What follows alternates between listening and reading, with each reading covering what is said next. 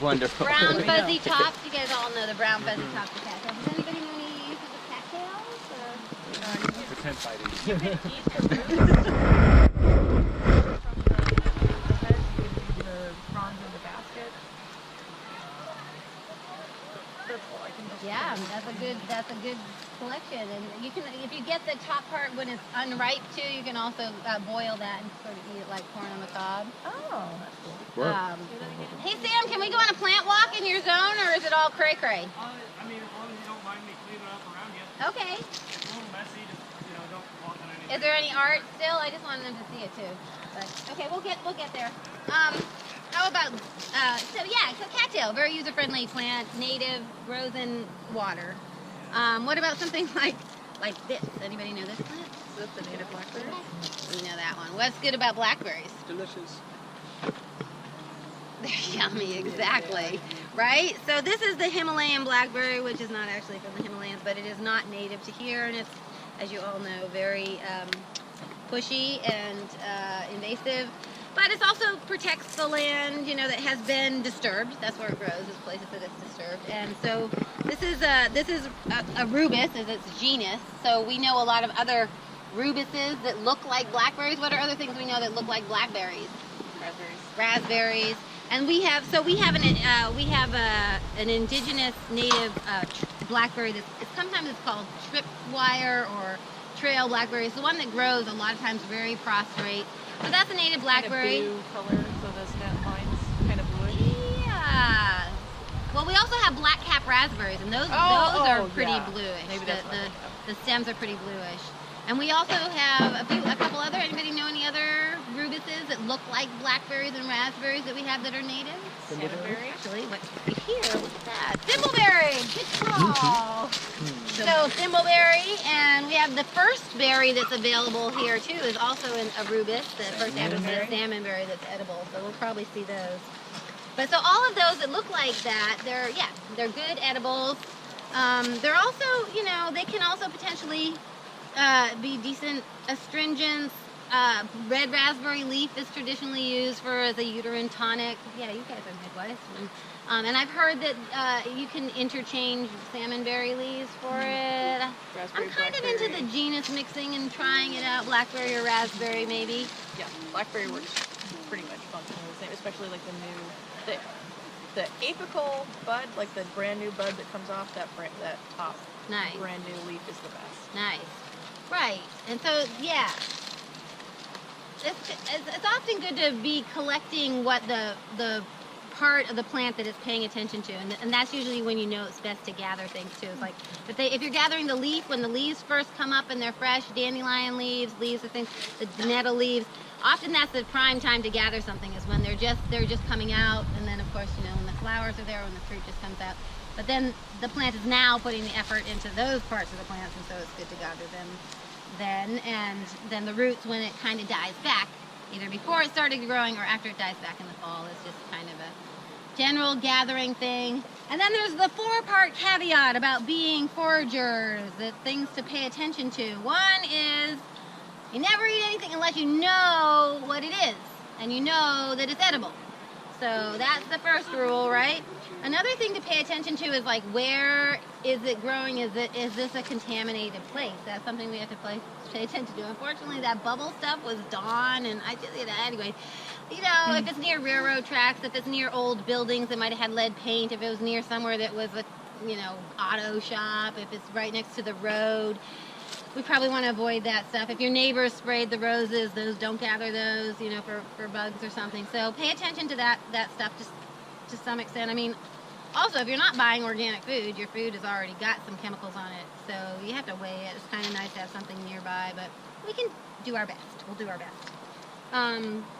Other caveats is if it's something new. If you're eating something, maybe you've never had a cattail root before. Just eat a little of it the first time. You want to make sure you've really got the right plant. You want to make sure you're not personally allergic to it. You want to, just go slow. And then the next time you meet it, you're like, oh, I didn't have any problems. I'll eat a few of these berries, or just go it slowly. And the fourth one is just also be conscious of the plants and how they're doing. So if we're going to be foragers and there's only one, and something really special, I mean, there's no reason to gather trillium. It is useful for births, but maybe if you're out in the woods. But if you're not like super, right? You know, I mean, if you're not really right there, being maybe widwoods get a pass on it. But you know, anyway, so just be conscious of it. If it's only got one flower, right? You know, it's something. So, but some things obviously there's plenty of. If they're an invasive weed, we have a lot of gifts from our invasive weeds, you know. Invader. Yeah, right. Help yourself. Berries, I think fruit and berries and the things that the plants make to give to us are, you know, also something that we should help eat and poop out and help them out and stuff. So, okay, that's that lecture. Let's get on to the plants. Feel free to help out too if you guys have anything else to say about anything. I like these to be. This is how I learned how to be an herbalist. Is you call plant walks at events like this, and then usually there's somebody in the back that drops a Latin name, and you're like, ah, okay, You got it. get in here. But anyways, Salix. This is our. Anybody know this plant? Willow. This is a kind of a willow. There's a lot of different kinds of willows. Not much of a splitter, but yeah. So does anybody know anything about willows? It has the aspirin in the Cambrian bark, so Yeah. like not the outer bark, so this is just inner. Nice. It also has the hormone that you use, like you would buy a propagation powder for stuff. You can just take a new willow twig and put it in there with water, and it sprouts roots just like you would. It's awesome. It's like using a rooting hormone. It Yeah. has that, and you can use that water and put other things that you want to root with it. Yeah, I've had mixed results with it, but yeah, I've heard it a lot. You have to pick a part of the plant that's open to being rooted. So like if you have a tomato, you have to look for the little bumps that are the roots, or it has to be the right time of year, like when it's producing energy in that twig, or you know. But Great, yeah. So thank you, Jesse. This is great. Yeah, and so the inner bark again, you know, it's a painkiller, and I think it might be a little different what they make aspirin out of now, but that's pretty much the line that it gets used like it. Yeah, it's pretty bitter. You know, if you were really in pain though, you might appreciate eating some bitter out there in the woods. I've gotten it dried and powdered it and put in capsules and taken that instead of aspirin as a painkiller. Would it be safer for while you're pregnant? That's a good question. it's the same. Like you would have to be careful. It's like the same as aspirin, but it's if you make like a tea or something, it's so much less strong that it would probably be preferable. But I mean, you could get the same effect by cutting up so it's really what you're comfortable with. Yeah, it's kind of rough to give it as a painkiller as a tea because it's so bitter and you need to take quite a bit. By the time you're not a happy. Your tongue's camper, in but pain. Yeah, Well, you have to really want it if it's in a tea. you have to really want it if it's in a tea. And it's also an indicator usually that water is nearby. It likes to grow near water, so that's a nice thing about our willows. And they were a very important basket plant as well. And the cattails as well. Thank you for mentioning that. Yeah. This guy. This is a clover, I think, that's coming up around here, like a white clover or something. Let's go into this spot because I have to show you this really. Oh, it's down here. This was a groovy art spot. How many of you made it here during the festival already? All right, I hope it's still in place because this is kind of a switch hitter, but we're gonna go here. So what about this tree we're under? Cedar? Yeah, Western red cedar, a very important tree to indigenous people. And what are some uses for this tree? It also makes a really good bug spray if you That's what I was gonna say. like an alcohol and you Insect repellent? like a spray. Right. It works great. It works with like wasps and stuff. I'd be a little careful doing it internally. I know people that take it as an internal medicine, but I don't. Right? And then it's, you know, I mean, folks that are from this land, although I've learned that like people were here before red cedar was here. That must have been really hard because they used these trees for housing and clothing, the inner bark for clothing and for the canoes and all kinds of stuff. Like, anyway, it's hard to imagine them coming there near the Ice Age without red cedar, but anyway, I gotta learn more about that. Okay, we're going into the secret nose. Thanks, Jesse. I'm so glad you're here. It's also poisonous to chickens, FYI. And again, Not good for chickens. you can touch our thimbleberry on the way in. You might actually think about how it might be really nice as a toilet paper if you didn't have it. What is that called? This is our thimbleberry leaf again.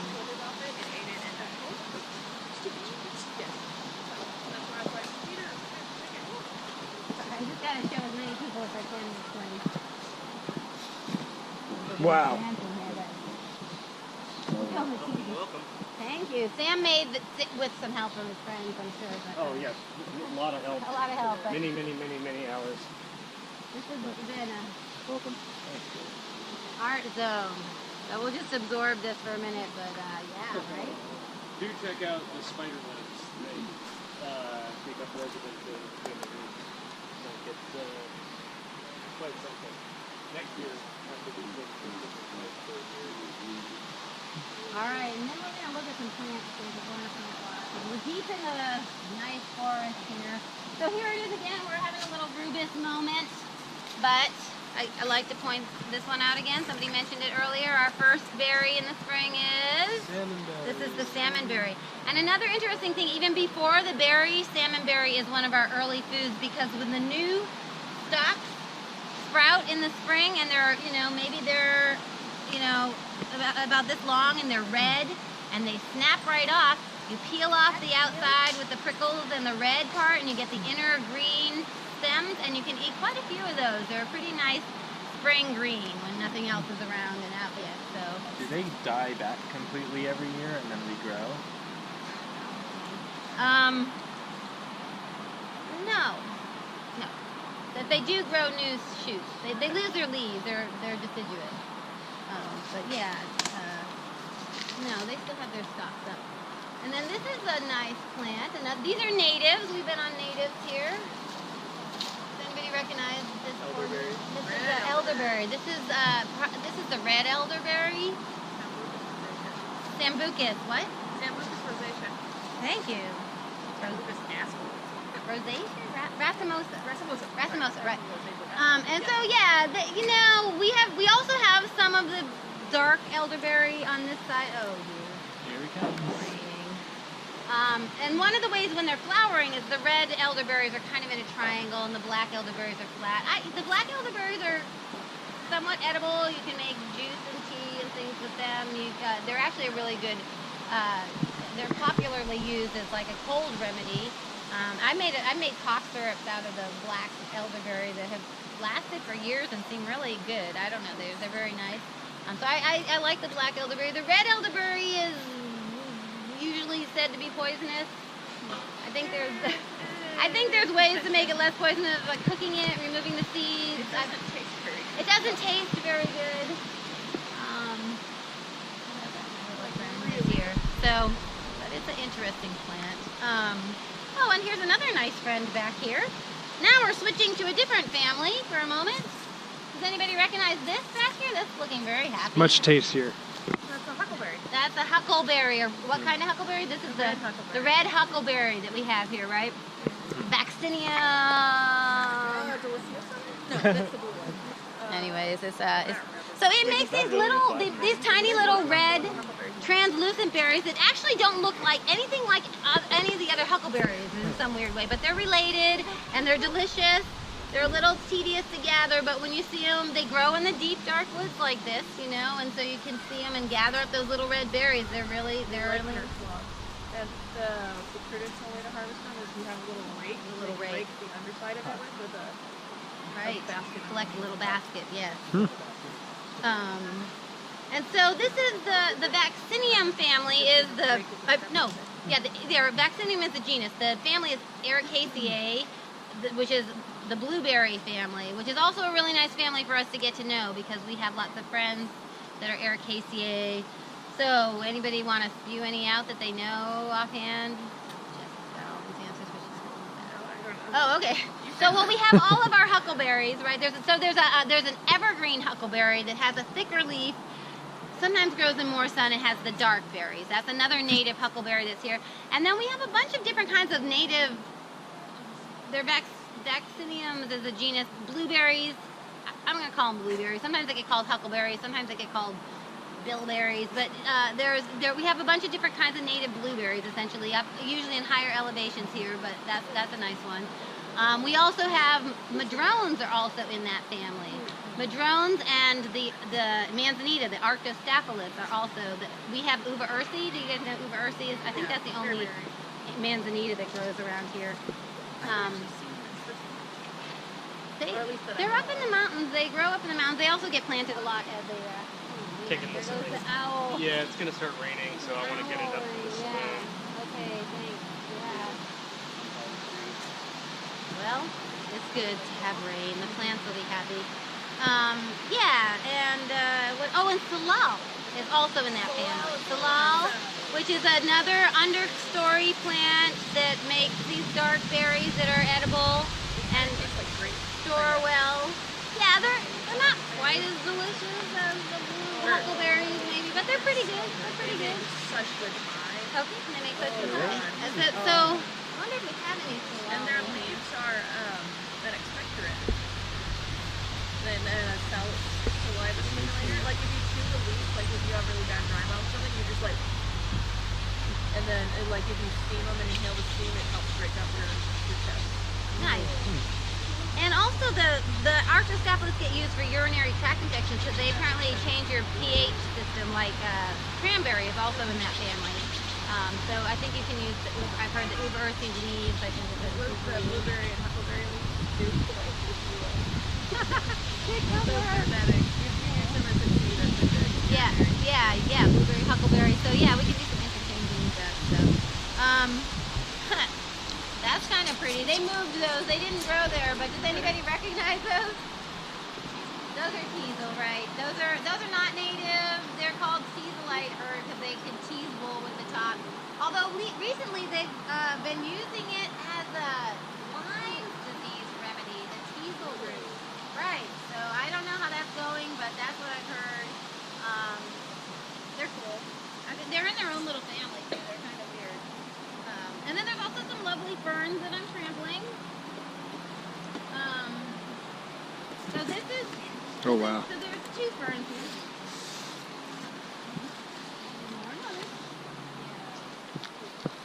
So, does anybody recognize this is our sword fern, a big sword fern. You can recognize the sword ferns because it has not a very good one, but the little hilt on the fronds that kind of distinguish it. Also, they're kind of obvious. They get twice as big as this, and they're pretty burly. I don't know that many uses for humans. I've heard they were used as a famine food. The hilt is because they're right at the base here. There's a little bump that's kind of distinctive of the sword. My friend uses the little stories that happen at different times of year. They're spore pods, and she puts those on cuts and things to help with that. Hey, how's it going? And then this is another nice fern that I'm trampling. I think this is the lady fern. There's one that's bigger that I get a little confused with, but ferns are a little tough. I think it's that in here, but I eat the fiddleheads of these in the spring.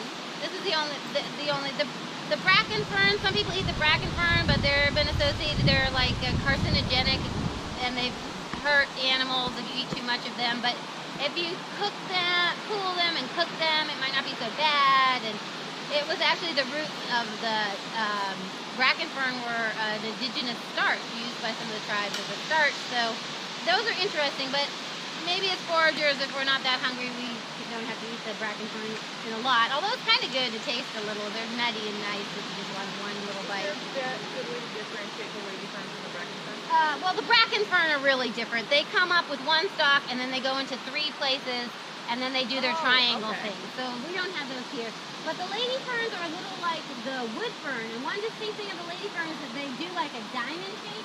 They come up and then they come back. You see that diamond shape? Yeah. That's a pretty distinctive thing for a lady fern. Some of the wood fern kind of does more of a triangle thing. So,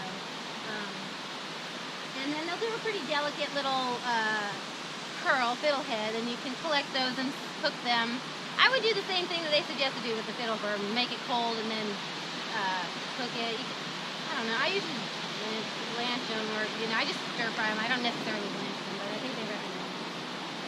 So, I'm talking really fast. Are we having fun still? Yeah. I have a note from Josh that they use sword fern and fern in a hot bath. Okay.